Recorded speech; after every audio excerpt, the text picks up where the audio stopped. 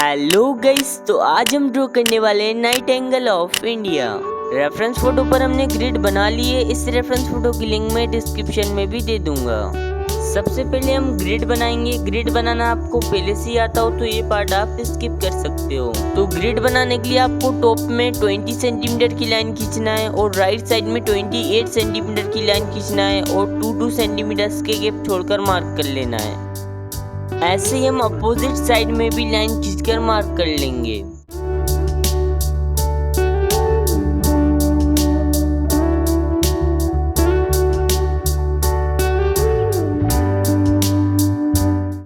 इसके बाद दोनों साइड के मार्क व्यू पॉइंट को स्केल की मदद से मिला देंगे। और गाइस, ये ड्राइंग हम A4 साइज पेपर पर बना रहे हैं।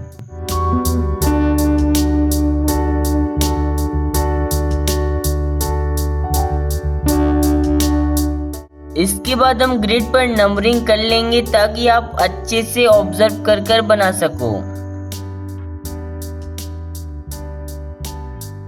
आउटलाइन बनाना हम इस बॉक्स से स्टार्ट करेंगे। तो ये box 5th column and 4th रो में है। इसी को हमको पेपर पर भी देख लेना है, 5th कॉलम एंड 4th रो। तो आउटलाइन बनाना हम यहाँ से स्टार्ट करेंगे। और मेरे साथ साथ ड्रॉ करो। मिलते हैं वीडियो के एंड में।